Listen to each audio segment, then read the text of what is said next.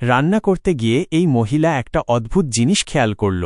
তার হাতে থাকা ডিমটা পুরো ফাঁকা। সে আর একটা ডিম নিল, সেটাও ফাঁকা। তারপর পুরো ট্রেটার সব ডিম ভেঙে দেখল, কিন্তু একটা ডিমও স্বাভাবিক ছিল না। তবুও এটাই সবচেয়ে অদ্ভুত ঘটনা ছিল না। যখন সে জানালা পরিষ্কার করছিল, হঠাৎ তার পেছনের দেয়াল নড়তে শুরু করল। পরের মুহূর্তেই সে দেয়ালের মাঝে চেপে গেল। কিন্তু ঠিক যখন তার দম বন্ধ হওয়ার অবস্থা, দেয়াল আবার আগের জায়গায় ফিরে গেল। এলা ভাবল হয়তো সে ভুল দেখছে। এটা ভাবতে ভাবতেই কয়েকদিন আগের একটা ঘটনা তার মনে পড়ল। সেদিন সব বাসিন্দা এক জায়গায় জড়ো হয়েছিল। সেখানে সবাই খুব খুশি ছিল, কিন্তু একজন মহিলা ছিল আলাদা। সে সবার সামনে অদ্ভুত কিছু কথা বলছিল। সবাই ভাবল তার মানসিক সমস্যা হয়েছে। আসলে এটা ছিল খুব ধনী মানুষদের জন্য বানানো একটা বিলাসবহুল কমিউনিটি। নিক প্রচুর টাকা খরচ করে এটা তৈরি করেছিল। যে পরিবার এখানে আসত তাদের একটা করে ভিলা দেওয়া হতো, আর প্রতিটা পুরুষকে দেওয়া হতো উচ্চ বেতনের চাকরি।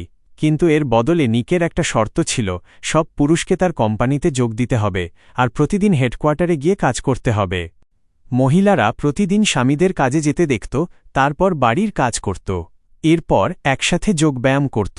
বাইরে থেকে জীবনটা একদম নিখুঁত লাগত, কিন্তু আনা ছিল অন্যরকম।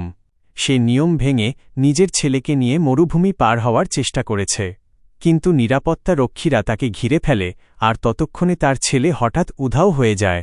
তারপর থেকেই সে বলতে শুরু করে, এই কমিউনিটি একটা প্রতারণা, সবাইকে এখান থেকে বের হয়ে যেতে হবে। কিন্তু সবাই ভাবত ছেলেকে হারানোর কষ্টে সে পাগল হয়ে গেছে। এসব দেখে এলার সন্দেহ বাড়তে লাগল। একদিন বাসে করে বাড়ি ফিরছিল সে।